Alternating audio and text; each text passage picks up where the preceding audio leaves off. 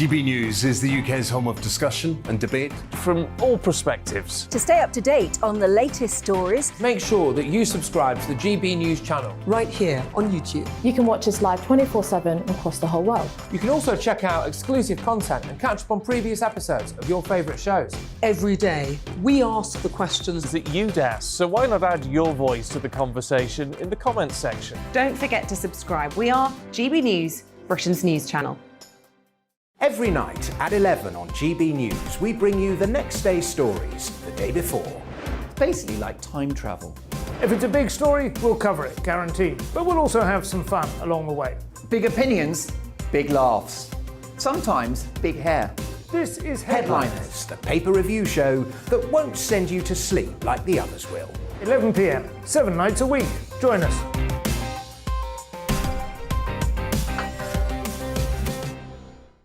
Hello there, I'm Eamon Holmes. And I'm Isabel Webster. And we hope you can join us for Breakfast with Eamon. And Isabel. You make me laugh out loud, belly laugh. Is that important first thing in the morning? Yeah, absolutely. And there's me trying to be deadly serious. News is a serious business. Yeah, I have to rein you in sometimes. Well, it doesn't stop us laughing at it. It doesn't stop us having an opinion on what's going on. Yeah. And it certainly will not stop us reflecting what you think. Weekdays from 6 to 9:30 on GB News. I'm Dan Wootton. Join me Monday to Thursday from 9 to 11 for the feistiest and most fun news debate on TV, where free speech reigns. I'll bring you a sharp take on the day's biggest stories, bombshell newsmaker interviews, and A-list guests. And I guarantee you, no spin, no bias, no censorship, and no reason to go to bed. That's Dan Wootton Tonight, Monday to Thursdays from 9 on GB News.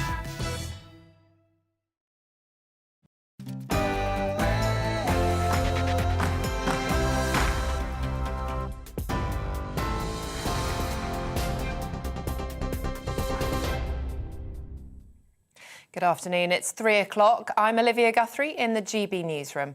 A former minister has become the latest MP to submit a letter of no confidence in Boris Johnson.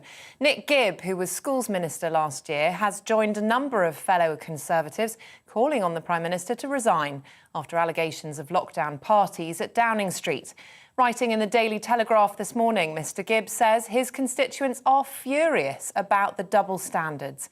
It's reported up to 17 MPs have now submitted letters, but a total of 54 are needed to trigger a vote of no confidence. Conservative MP for Thirsk and Malton, Kevin Hollinrake, told GB News that the Prime Minister is still popular. There's a lot of support for Boris Johnson out there. I mean, it's different in Westminster and it's different in the media, of course. I do not think we should have a Prime Minister removed from office in this country because of a media lynch mob. I think we need to go through this process properly. I think we need to see the results of the inquiry and the investigations and make a proper decision from there. Kevin Hollinrake. Social media firms will now be forced to actively remove illegal content without waiting for it to be reported by users. Under the Online Safety Bill, companies are required to remove a range of illegal material, but now several new criminal offences are being added, including revenge porn. Culture Secretary Nadine Dorries says the government hopes the bill will bring the full weight of the law against those who use the internet as a weapon to ruin people's lives. Boris Johnson has spoken with the French president over the tensions on the Ukraine border. Downing Street say the Prime Minister and Emmanuel Macron both agreed a diplomatic solution to the current tensions must remain the overriding priority. The French leader will visit Moscow next week to hold discussions with the Russian President Vladimir Putin. The planned visit comes as China backed the Kremlin's demand that NATO doesn't allow Ukraine to join the military alliance. Over in the US, the former Vice President Mike Pence says he could not have changed the results of the 2020 presidential election. It follows renewed claims by Donald Trump that Mr. Pence could have overturned the Democrats' victory. During a speech in Florida, Mr. Pence directly challenged his former boss's assertion that he should be investigated for failing to prevent Joe Biden taking office. President Trump is wrong. I had no right to overturn the election. The presidency belongs to the American people and the American people alone. And frankly, there is no idea more un-American than the notion that any one person could choose the American president. Former Vice President Mike Pence there.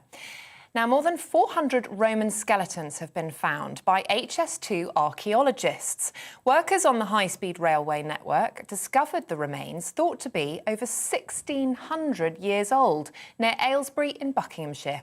40 of them were beheaded with their heads placed by their feet, suggesting they may have been criminals or outcasts. The Queen has hosted a reception in Sandringham for members of the local community as part of celebrations to mark her record-breaking platinum and jubilee. The 95-year-old monarch welcomed guests, including former cookery school student Angela Wood, who helped invent the famous dish Coronation Chicken. TV online and DB Plus Radio. This is GB News. We'll have more later.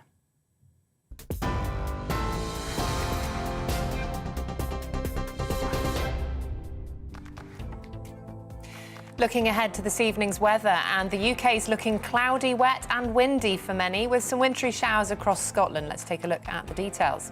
In the southwest, it should be mostly dry this evening, but it's going to turn increasingly cloudy, and 1 or 2 showers are possible before the rain arrives later. By 7 p.m, the rain will be starting to reach North London, drier further south, though rain will spread across most parts through the evening. A very wet and windy end to the day across Wales. The hills and mountains are likely to see some significant amounts of rainfall. Cloudy and wet as well for the Midlands. Outbreaks of rain will become more persistent and perhaps heavy at times. The winds will also be strong here at times. Whilst there may be some lingering clear breaks in the cloud in the northeast, for many it will be cloudy, wet and windy here as the rain spreads across to most parts. Southern Scotland will be cloudy and wet. Further north, there'll be some drier and clear breaks, but also plenty of sleet and snow showers with very strong winds for Shetland. It's also looking cloudy, wet and windy across Northern Ireland. The rain will be persistent and heavy at times, and the strongest winds will be around northern coasts. The cloud and rain will continue southwards overnight, with wintry showers feeding across Scotland into the far north of England. That's how the weather's shaping up tonight and to tomorrow morning.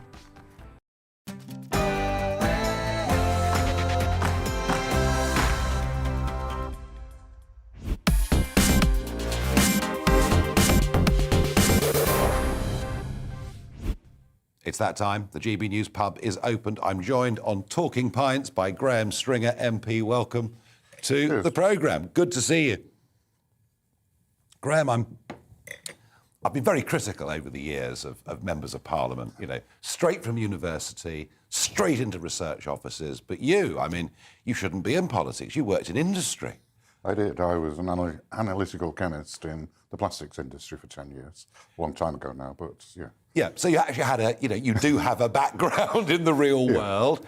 And I guess that's probably shown itself throughout your career. Local politics, running Manchester City Council. I'm really interested in what your view on HS2 is, because I keep hearing from politicians in Manchester that HS2 is going to be this great boon for Manchester. What's your take on all of that? Oh, I've always supported HS2. Yeah. It's both about capacity, getting more people between the major centres in this country, and it's also about speed. One of the ways I put it is, if speed didn't matter, capacity didn't matter, and I don't want to be rude to small towns in the northwest of England, but Workington and Barrow would be amazing successes because they're a long way away from everywhere. And most places in the world believe that connectivity, whether it's by air or rail, is important. They want to be near other big centres so people can trade, do business, whatever. So I think HS2 is a no-brainer. I worry about the cost of it, and I worry whether it could drive business. It's expensive. And I wonder whether it could drive it the other way. But but I want to get your take on it, because it does seem that Manchester really wants this. Yeah. And it is expensive, but it's likely to last for 100 years. Our current rail system has been there for nearly 200 years. You can tell that some days, can't you? You can. It's been there for nearly 200 years. It's a major investment. So if you discount it over that period, it's not as expensive as it seems. You did local politics for all those years in a very senior position. You've been in the House of Commons now since 1997. Yeah. Which do you prefer, local politics or national politics? I've worked out an answer to that over the years, and it is that all my best times and worst times are in local government. You're closer to immediate decisions and people and very difficult decisions. It's much more even whether you're a minister or a member of parliament in the House of Commons, much more even. Although during the sort of Brexit debates, it didn't feel very even. Well, let's have a think about that. Let's have a look at the Brexit debates because, you know, the Labour, I mean, everyone forgets this, but it was back in the 70s. It was the Labour Party that believed joining the common market would be bad for British workers. It was going to be a market for big businesses and big banks. I mean, they were right about much of it. And somehow, was it Kinnock, Blair, somehow the Labour Party changed, didn't it? It was Thatcher and Delors, really. Because Delors, who was the president of the EU Commission... And a very powerful figure. Yeah, and very intellectually powerful as well. He came along to the TUC, I think in 1988, and said, forget about Thatcher. She's bad for you. We can sort out the industrial relations law in Brussels. And overnight, it changed the Labour movement, and more slowly, the Labour Party to be pro-EEC, as it was then, into the EU. Yeah. So by the time the referendum came, it was quite difficult. In fact, I've got a picture here, Graham, of you at a Leave Means Leave event. That's a clip of you. Let's have a clip of Graham. But what happened was people didn't do as they were told. The establishment are still in a state of shock. They can't believe that this extraordinary life that they have been living, and that's cosy for them, not cosy for the rest of us who are not doing as well as we can because we're in the EU. I can't believe that the people saw through the sham that is the EU. So what do you do when that happens? Well, you're all stupid, aren't you? You didn't understand what it was. Well, I went out on the day and talked to people. They weren't angry. People only voted this way because they were poor, or they were angry. Actually, people had a profound and fundamental sense of democracy. You must have felt very strongly about that issue because there you were, a Leave Means Leave, with people like me. You must have had a lot of stick over this. Since the 70s, what we were just talking about, I voted in 75 not to join, and I've never really changed my view on that. So when I was selected as a Member of Parliament, it wasn't a big issue in 96 when I was selected, but I made it very clear that I didn't think the EU was a good idea. So I think in politics, certainly within the Labour Party and probably the Conservative Party in Parliament, if people know you believe in something, you don't get as much stick. The people who get the stick and the criticism are those people who change their views for career purposes and to get on. And people don't like that. If people stick by what they believe in, then people say, well, that's fair enough. But if you bought into the European thing, given your background, you could have climbed the ladder under Blair's premiership. Maybe. I was a minister. I was in the government for 3 years. I wasn't the greatest minister or whip ever. I certainly didn't enjoy whipping. It was, it's not my natural forte to do that. There were things I didn't like about the Blair government. I was extremely glad when we were elected in 97 that there was a Labour government. I was sad, certainly over the first 4 years, we didn't do more. And then I think the Iraq War was a disaster, both for the Labour Party and the country. And could you see that at the time? Well, I voted against it. Yeah. I didn't see how it would completely destabilise the Middle East. I mean, people don't always realise that the catastrophe in Syria is really the remnants of the Iraqi army. So, and it's spread terrorism and chaos throughout the Middle East, not just there. And destroyed Blair's legacy. Yes. Blair was a very powerful politician, believed in what he believed in, and he tried to do it not as quickly enough to start with. But the fact that he didn't tell the whole truth about it, he decided early on that he was going to support Bush and the Americans, whatever. And actually, the intelligence that he pretended we had didn't materialise. There were no weapons of mass destruction. And that's what he's remembered for. Yeah, I'm afraid it is for him, I did a from his debate. perspective. I did a debate in Durham University 2 or 3 years ago, and I said, when I went to university, that it's now the same distance away from Iraq as when I went, it was from Suez. Nobody talked about Suez when I went to university.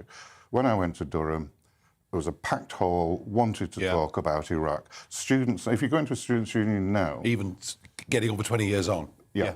It's, they still talk, it defines It was quite a lot kind of a politics. moment, wasn't it, of a breakdown of trust, I think, between Parliament, government and the people.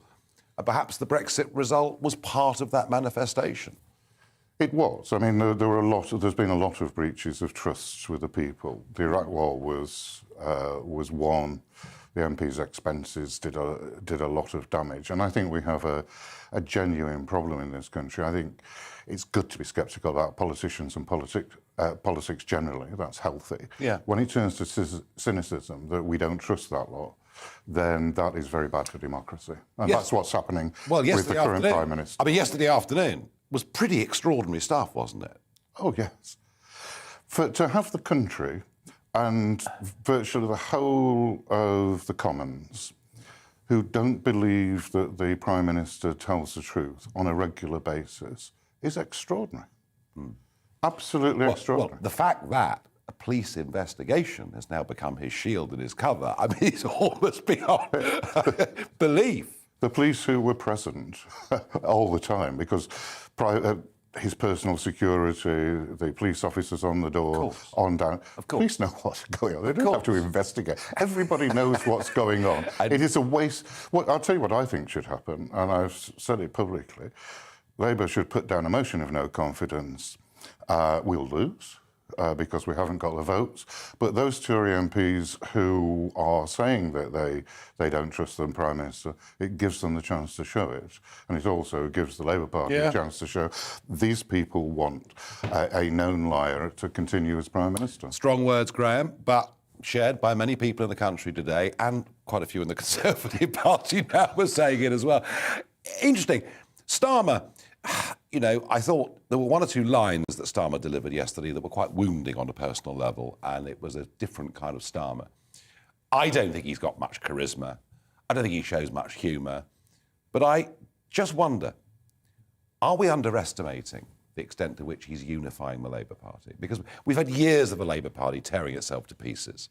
I just wonder, you've watched this for decades, is Labour gearing itself up to perhaps try and win an election? Oh, I hope so. Yeah, I think we are. We've had one of the two best prime ministers of the last century was Clem Attlee, who was said not to have much of a personality.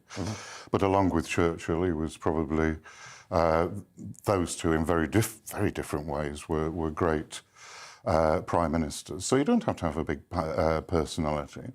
What Starmer is doing is giving the Labour Party members a belief that we can win. We're sort of varying a bit between 7 and 10 points ahead in the opinion polls now. We should be further ahead, but that's a good start. And Blair wasn't popular when he was first elected with as leader, with large chunks of the Labour Party. But once people believed he was going to win... It all changes, yeah. And people rowing behind it. It's not a policy issue, it's a belief in victory. Yeah, interesting. Well, yeah, I mean, we'll have to see. And Graham, finally, one thing you did disagree with Blair on was climate change. You are a climate change sceptic. I'm a scientist. I mean, you're happy to destroy the world. You don't want us to have a future. I'm a scientist. I've looked at the science. I've talked to top scientists across the spectrum. I've been to the Antarctic Survey in Cambridge, where there's a lot of work done. I've been to the Met Office and talked to them. And when you actually talk to the scientists who are doing that work, and you say, but there's a huge margin of error here, they agree. They talk scientist to scientist. I've talked to members of the Royal Society who say they've looked at it and they don't think it justifies the policies that are being followed, but the view that there's going to be a pretty imminent catastrophe. So I've got two problems. One, I think the action we're taking when we're only 1% of the production of the world's carbon dioxide are making the country weaker for no purpose. and they're making poor people poorer and eventually colder. And secondly, I don't think the science justifies it. I listened to one of Obama's science advisors who's just written a book on it. Yeah. And if you went out there, people would say storms in the world are getting worse. They're not. Yeah. There is no evidence. IPCC. So there's all this catastrophism going about, and the evidence isn't there. Graham, there are issues I will agree with you on, there are issues I will disagree with you on, but it's great to have somebody in Parliament who's independently minded as you are, and thank you for joining us on Talking Pints. Cheers.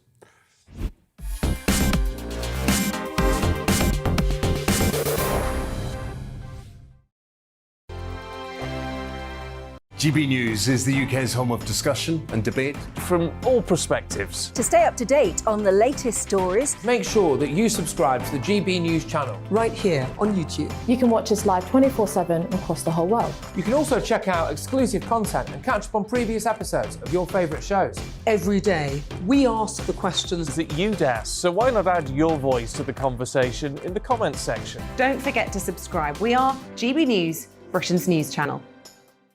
Every night at 11 on GB News, we bring you the next day's stories the day before. Basically like time travel. If it's a big story, we'll cover it, guaranteed. But we'll also have some fun along the way. Big opinions, big laughs. Sometimes big hair. This is Headliners, the paper review show that won't send you to sleep like the others will. 11 p.m, 7 nights a week. Join us.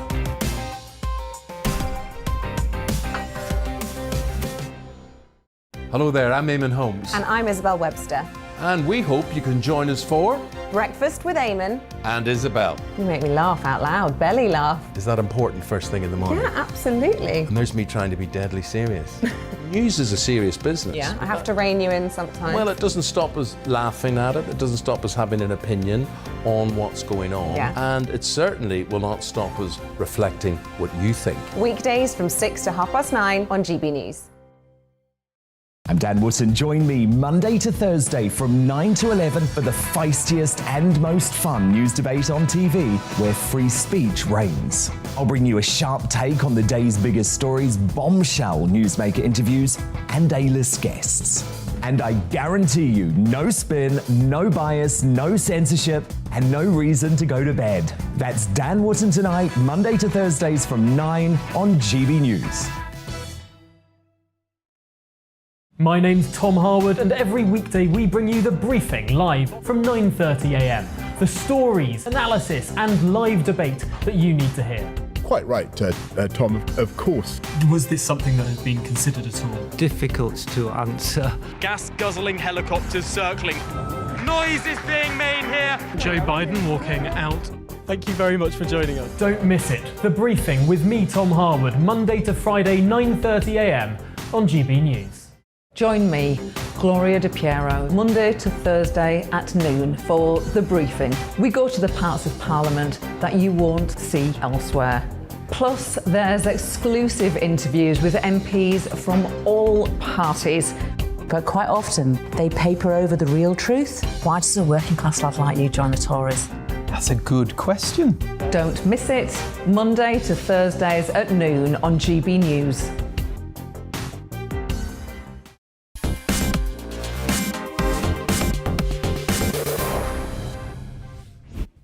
It's time for Talking Pints. Now, Dr. Gavin Ashenden was on our list of people to have for Talking Pints. Unfortunately, this is a down-the-line conversation because our other guest for today for Talking Pints was rushed to A&E, and we hope he's OK. Gavin, I'm sorry it wasn't in the studio, but cheers and thank you for joining us.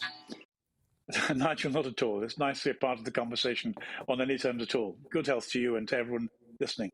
Now, I understand you're drinking a bishop's finger, is that right? Well, I asked my wife what she thought I should drink, and she said bishop's finger is the only thing you can really take off to GB News. So any lack of taste is laid at her doorstep, not mine. No, I think in terms of a man of the cloth, I think it's a very, very appropriate choice indeed. Now, Gavin, I guess in a sense, your early life and education was steeped in the history of Christianity in this country because, of course, you were at school in Canterbury, where St. Augustine started it all. I was. Although, to tell you the truth, I didn't much like clergy and I didn't much like the church. I thought they were unimpressive, really. And so I was at school at Canterbury, but I was very affected by the cathedral. I just found it sort of awesome in the American sense. Just to live in around that building made you ask questions all the time. And I decided the way I deal with this is I'd live 1 year as an atheist and the other year as a Christian through my school career. And I mean, I remember the great thing about being an atheist was I didn't have to share my bootleg liquor with anybody because atheists don't have to share. And when I was a Christian, I felt obliged to open my bottom drawer and share my bootleg liquor. So that was morally and ethically quite hard. But I left school for an atheist patch, and so I was still open-minded, really, about the whole business of God and religion. Yeah, I mean, Canterbury Cathedral, absolutely magnificent, and, you know, you can go and see the Thomas Becket Shrine and all the rest of it. And now, of course, for people to go and visit the HQ of the Church of England, they're charged some extraordinary sum of money on the door. Is that right, to make Canterbury Cathedral so inaccessible?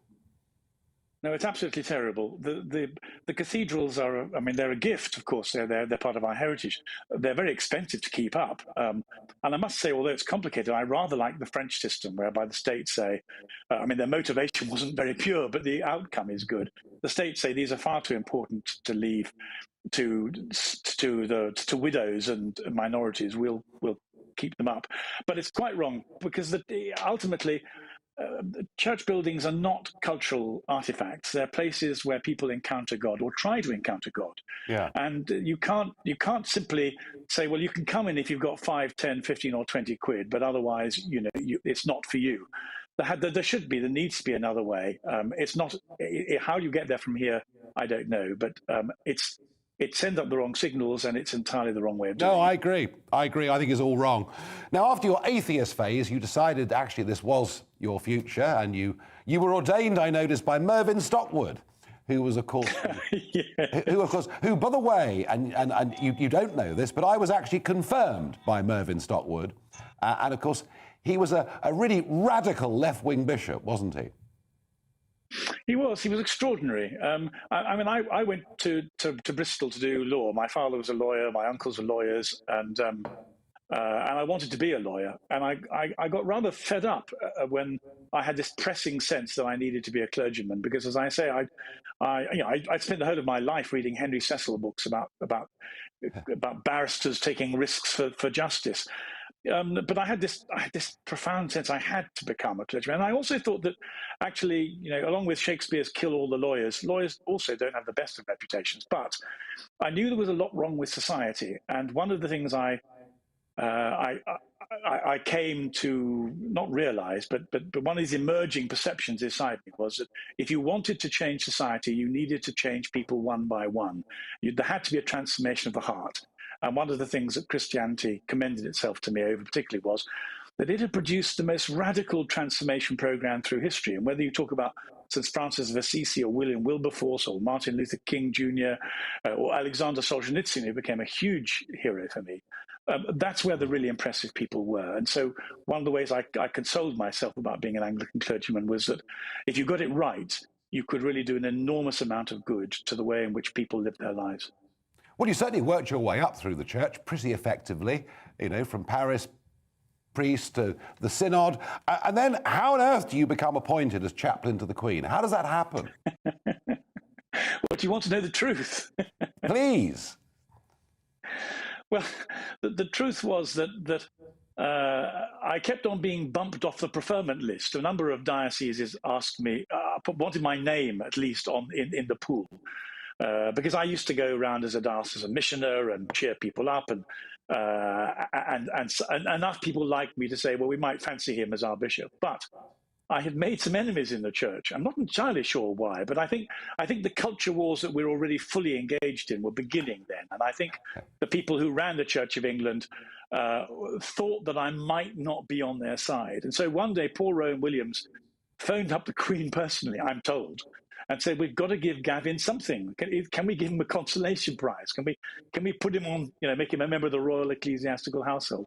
Now, his secretary told me that, so I think it's true. And so that's how I ended up as part of the Royal Ecclesiastical Household.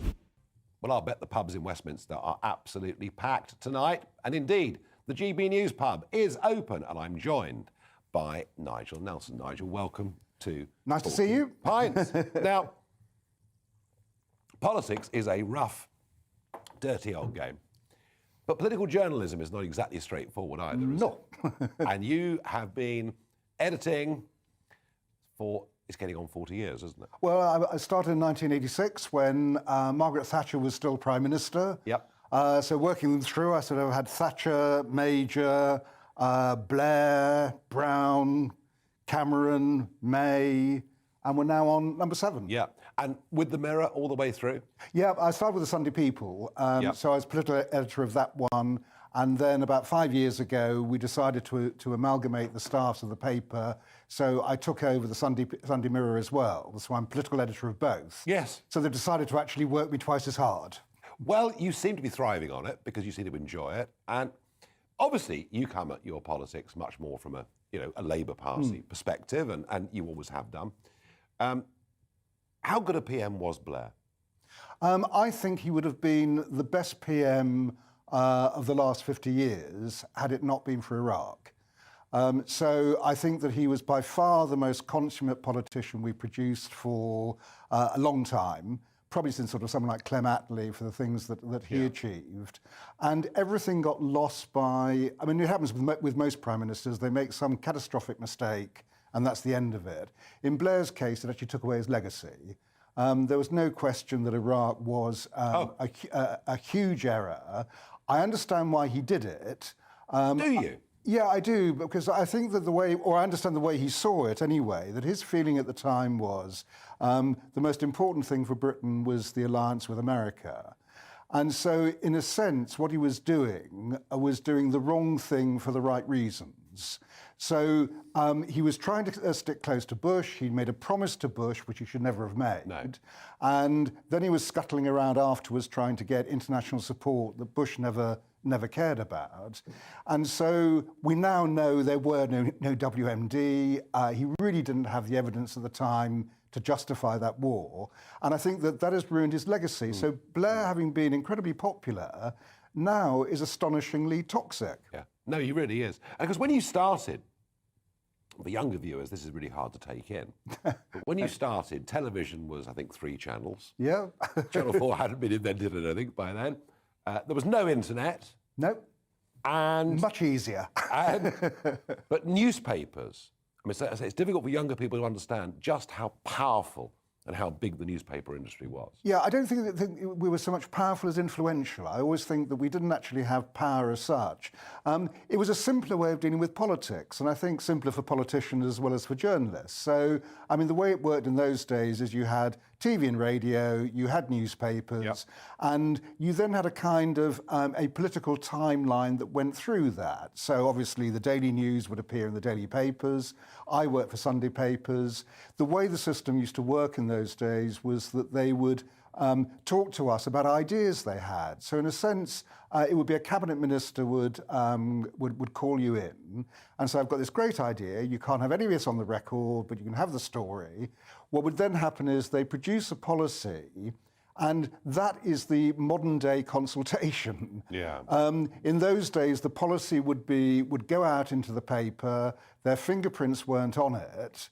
As a result, they could find out how it would play with the public, how it would play with experts. People would come back to them and say, that might work if you tweak this. Other people would come back and say, it'll never work, and they would scrap it. And so they had no fingerprints on it themselves, which meant it was much easier. And they trusted you that much to do that? Yes. I mean, the whole thing is that the lobby system in those days was secretive in the sense these meetings never officially happened. And you could argue that that is not transparency. Well, it certainly wasn't. I would argue that it actually made for really good governance because a policy didn't have to be announced by a politician and then they had to stick with it.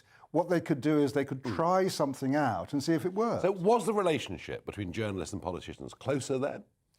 Yeah, I think it was. I think that as you say, both sides have to trust each other in a situation like that.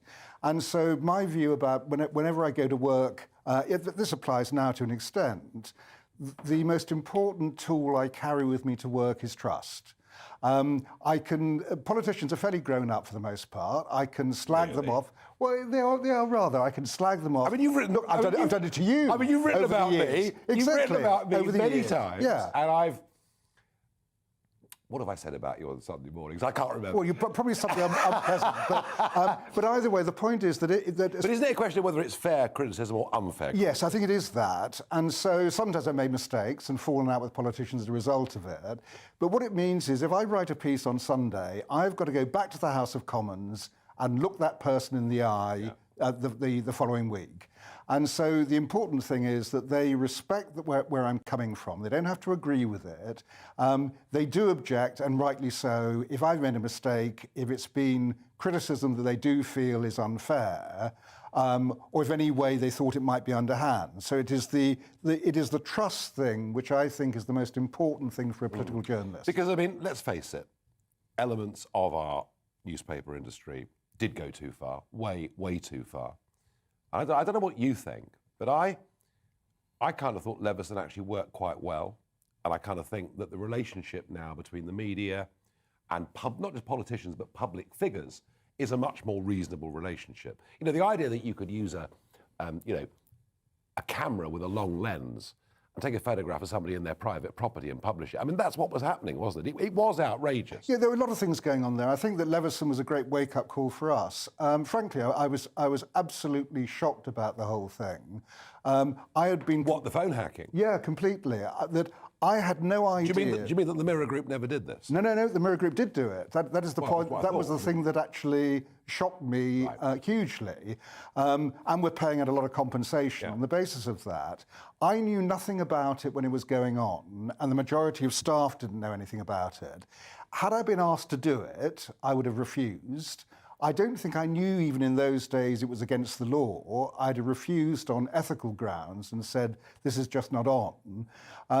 But it became a kind of, I just can't believe this sort of thing was going on. I had a similar feeling about the MP's expenses scandal. I was completely shocked how people who were friends of mine, as politicians, the kind of things they've been claiming for. I just thought, how could you do this? And so Leveson, in a sense, was the same kind of shock for my industry as it was, if you like, for politics I think when I saw that happen. I think it did a lot of good. I think it did get that balance back to perhaps where we needed it to be.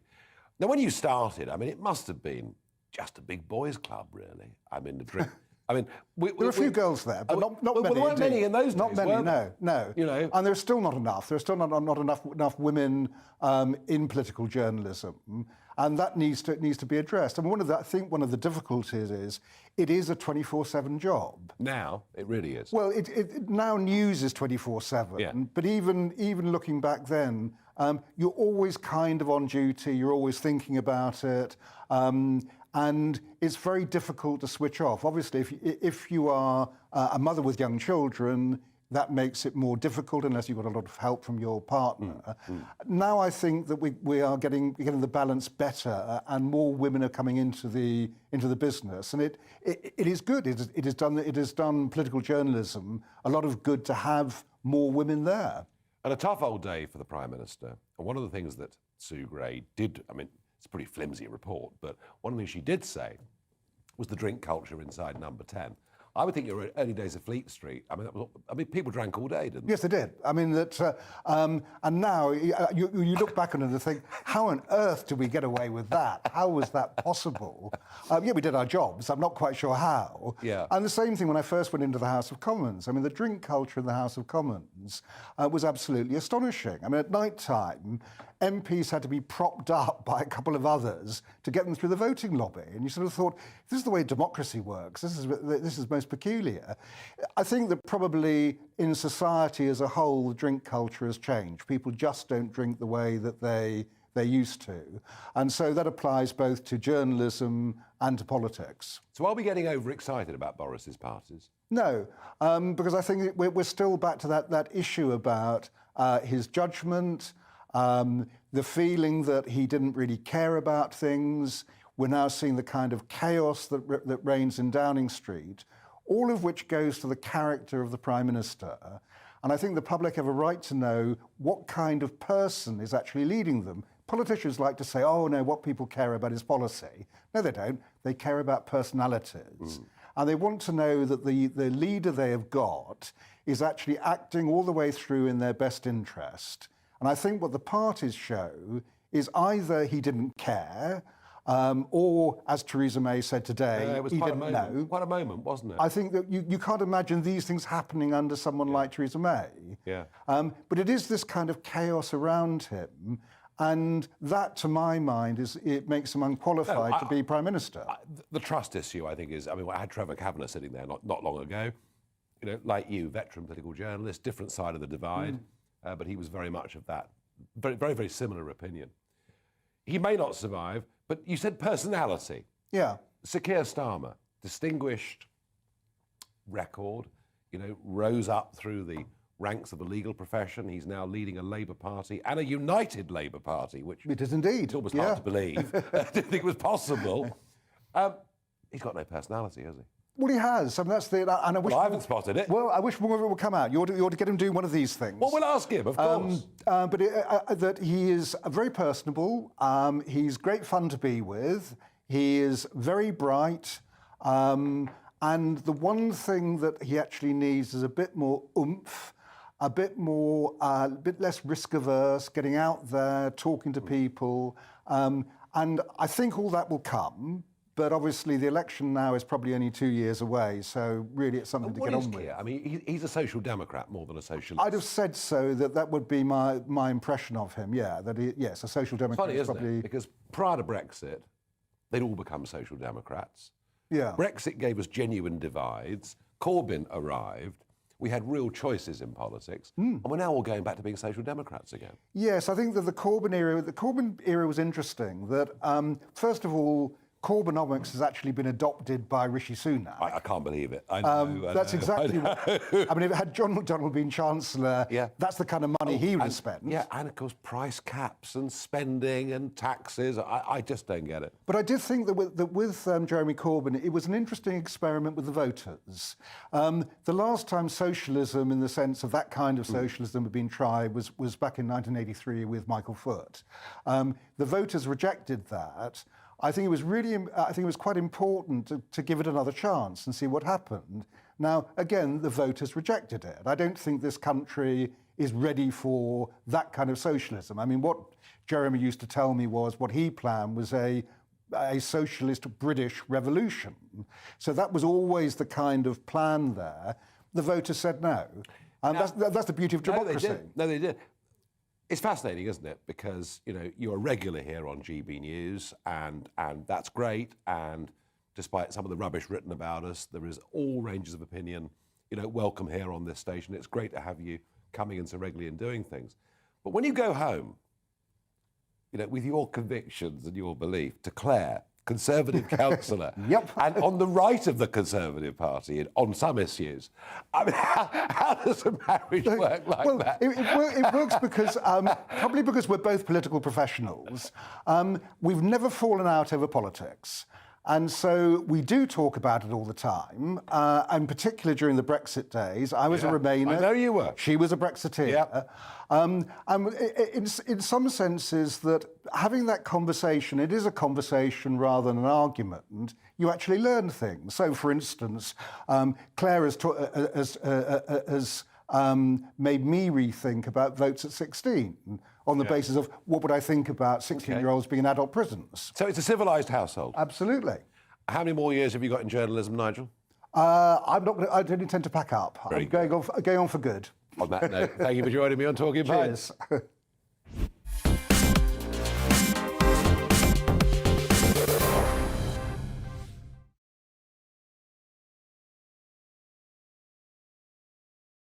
Cheers. GB News is the UK's home of discussion and debate. From all perspectives. To stay up to date on the latest stories, Make sure that you subscribe to the GB News channel. right here on YouTube. You can watch us live 24/7 across the whole world. You can also check out exclusive content and catch up on previous episodes of your favourite shows. Every day, we ask the questions that you'd ask, so why not add your voice to the conversation in the comments section? Don't forget to subscribe. We are GB News, Britain's news channel. Every night at 11 on GB News, we bring you the next day's stories the day before. It's basically like time travel. If it's a big story, we'll cover it, guaranteed. But we'll also have some fun along the way. Big opinions, big laughs. Sometimes big hair. This is Headliners, the paper review show that won't send you to sleep like the others will. 11 p.m, 7 nights a week. Join us.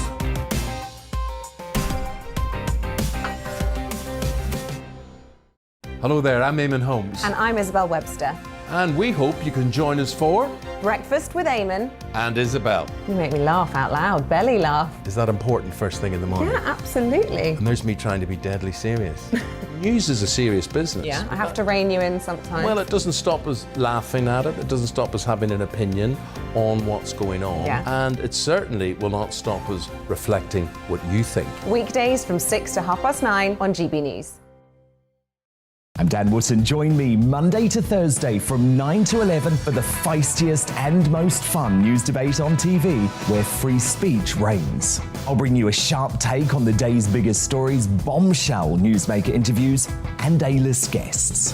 And I guarantee you, no spin, no bias, no censorship, and no reason to go to bed. That's Dan Wootton Tonight, Monday to Thursdays from 9 on GB News.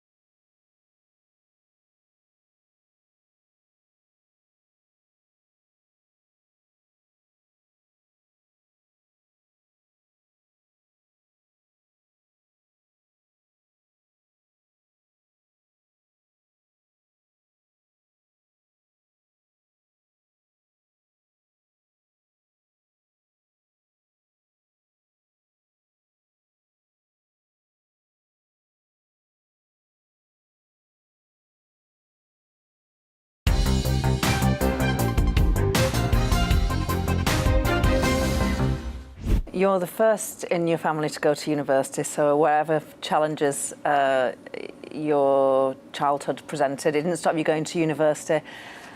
How did you find it? Never felt like a student. I was always like a townie who was doing a degree and a little bit apprehensive about it. None of my friends really had gone to university. They're all trained as plumbers and that kind of thing. And it was completely not what I expected, a lot more down to earth, and I studied politics, so you can decide whether that was useful or not. You say you played hard and you worked hard. You did your schoolwork too. You get into Oxford. Yeah. Wow. I know, but I just was like a fish out of water, like for most of it, to be honest. Although I did make some really good friends there. Why were you a fish out of water? State educated, northern girl doing science. And the work is really, really hard. It's completely different. What I realised was everybody else had had a lot of coaching, a lot of extra tuition, a lot of support. There was no teaching, really. It's just like, here's an exercise book, get on with it. Crushed my confidence immediately, which, having gone from being this sort of clever, like, oh, you're out of 2,000 kids in this sixth form college in Manchester, we want you to sort of apply for, I was the only one who got in out of that, to basically being made to feel like I was totally thick, is quite crushing. Did your parents separate when you were young? Do you know your dad? They separated when I was 10.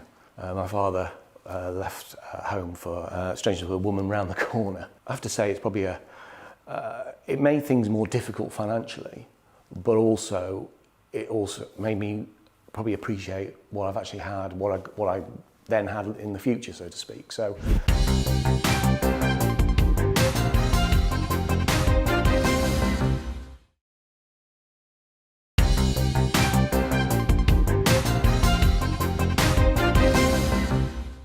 I live in North London. I'm from Islington. I'm a barrister. I'm married to a really successful barrister who's become a judge, a High Court judge. He was knighted. He's now in the Court of Appeal. I'm very proud of him. And we've done well, you know, and I talk like this. But there's kind of another side to people. I mean, as with caricatures, there is some germ of truth, but quite often they paper over the real truth. So just like people say about Islington, you know, they say that they think about like Georgian squares and cappuccino bars and all of this, right? And that's absolutely true. But also, we've got the worst mental health statistics in the country. We've got, I think, the 4th or 5th worst child poverty statistics in the country. The reason that people vote Labour in my constituency very often is because they really need to have a Labour government that will give them a chance. And that is a hidden side to Islington that people don't realise. You know, nearly half of the children in my primary schools are on free school dinners, you know, so therefore their parents are on benefits. It's a very different picture. And the same with me. So I've done well, but, you know, my parents split up when I was 7. We were chucked out. The bailiffs turned up. I remember they were wearing bowler hats. We were homeless. A Labour councillor helped my mum get a council house. So I was on free school dinners like half the kids in my primary schools. I failed the 11+. I went to a school where the guy in charge of careers, when I asked him what he thought I would do with myself, he said, well, you can always visit people in prison, which I did, because I became a criminal barrister. And I kind of wish that he could see me now.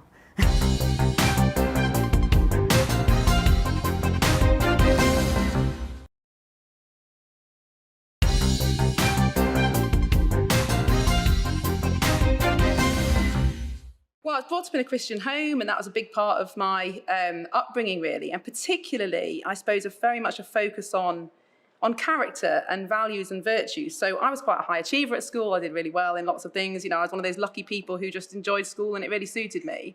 But what my parents really emphasised was character, how we treated each other, you know, whether we said sorry and forgave each other when we fall out, as all families do, honesty, integrity, those kind of things. And I suppose that's what I've carried with me. I think, you know, those things are so important in our, not just our personal lives, but in our national life as well. The virtues, the characters, it sounds really old-fashioned, but actually if we treat each other properly, then everything else follows from that. So yeah, faith and the teachings that come out of it have played a big part in my life. And how do you practice your faith? Are you a churchgoer? Is it daily prayer?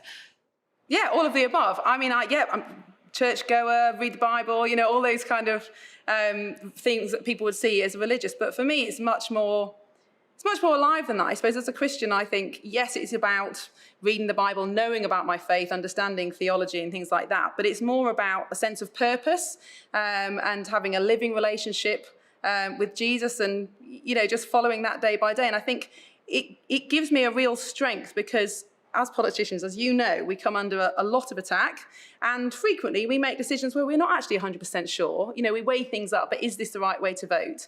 And I think having that security of knowing that I believe in something bigger and something higher is really, really important, and actually helps cope with the day-to-day ups and downs of political life. What are the biggest ups of political life? No 2 days are the same. The things that you learn about and become involved in are just amazing, and the influence.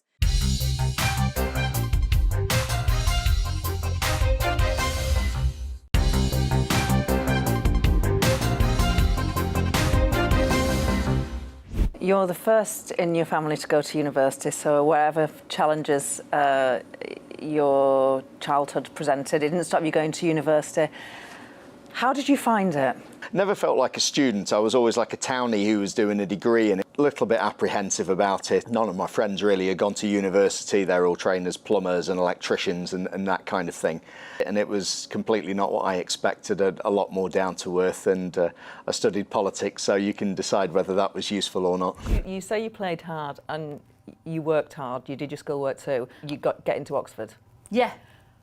Wow. I know. But I just was like a fish out of water, like, for most of it, to be honest. Although I did make some really good friends there. Why were you a fish out of water? State educated, northern girl, doing science, and the work is really, really hard. It's completely different. What I realised was everybody else had had a lot of coaching, a lot of extra tuition, a lot of support. There was no teaching, really. It's just like, here's an exercise book, get on with it. Crushed my confidence immediately, which, having gone from being this sort of clever, like, oh, you're out of 2,000 kids in this sixth form college in Manchester, we want you to sort of apply for, I was the only one who got in out of that, to basically being made to feel like I was totally thick, you know, is quite crushing. Did your parents separate when you were young? Do you know your dad? They separated when I was 10. My father left home for, strangely, with a woman round the corner. I have to say, it's probably it made things more difficult financially, but it also made me probably appreciate what I've actually had, what I then had in the future, so to speak. When you get abuse on Twitter or wherever, does it ever make you stop and think, am I right? Because this is quite a barrage. Yeah, I mean, I think I'm one of these people who occasionally likes to stick my neck out with things. Some can say that's being a little populist or deliberately controversial. Been accused of making it as clickbait before, for example, that kind of thing. But I mean, these are all things that I do genuinely believe in. And I always say that, you know, if you don't believe something, don't say it. Has it ever become more than just social media abuse? I think where it crossed the line for me is when they start making comments about your family or threats and so on. And I think after I made the comment about taking the knee, I had one particularly unpleasant message that was sent to me. And it said basically about kneeling on my children's necks until they were dead because they wanted me to feel that pain. I had to speak to my wife about that and brief her beforehand just to say, look, please don't get upset with this. Don't take it too personally. It's just idiots on a keyboard. It's not going to happen in real life. But I think sometimes people forget in terms of the security we have. My house, you know, it's been fitted with panic alarms and new locks and everything. And in my case, it was just a threat. The police dealt with it. They were great and so on. But it just does make you worry in future that something actually bad could happen. You described Facebook as a morality-free zone. I was being unkind to them that day, I think. Yeah. Facebook is a bit of a cult, let's be honest about it. I mean, it just appears to have a different agenda, in fact, than the other social media companies. And they have a huge impact on society, so therefore, they do need to engage properly with political process. I would like to see them take the approach that I do think some of the other ones are taking. We don't want to see society crumble. So therefore, what we need to do is we need to work to ensure that our platforms are still free, but at the same time, they still have at least an understanding of the social harms that can happen and proper processes in place in order to combat those. Facebook needs to come a long way towards that, and they're not doing it yet. Lucy, would you like to lead your party one day? I don't think I would. No, not really. I think the cost on one's actual life would just be far, far, far too great, to be honest. As women, we do weigh up those costs a lot more, the cost to our family, the cost to our lives. I think as women, we do generally, we wear that responsibility is weighted on us a lot more. Well, the Tory women seem to, I mean, come on, because they've done better, they've done better, considerably better than the Labour Party. I know, but to be fair, there is I'm not being disparaging about it, but there is a sort of a different sort of culture with maybe people who are a bit posher about boarding schools and nannies and things like that. It's not quite the same as, you know, trying to pair up the socks and deal with the homework.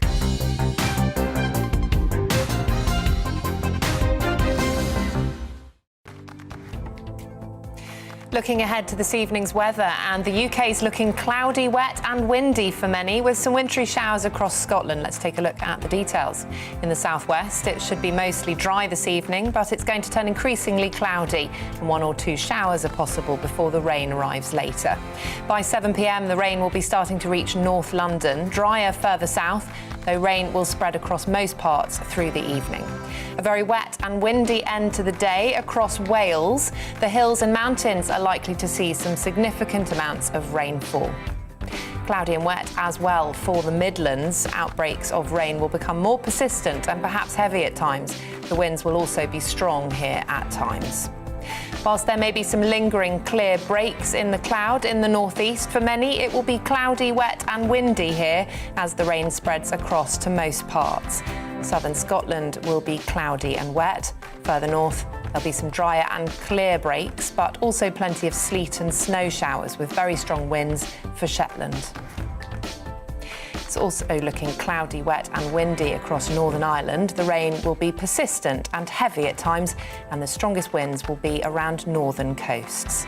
The cloud and rain will continue southwards overnight, with wintry showers feeding across Scotland into the far north of England. That's how the weather's shaping up tonight and to tomorrow morning. GB News is the UK's home of discussion and debate. From all perspectives. To stay up to date on the latest stories, make sure that you subscribe to the GB News channel. Right here on YouTube. You can watch us live 24/7 across the whole world. You can also check out exclusive content and catch up on previous episodes of your favourite shows. Every day, we ask the questions that you'd ask, so why not add your voice to the conversation in the comments section? Don't forget to subscribe. We are GB News, Britain's news channel.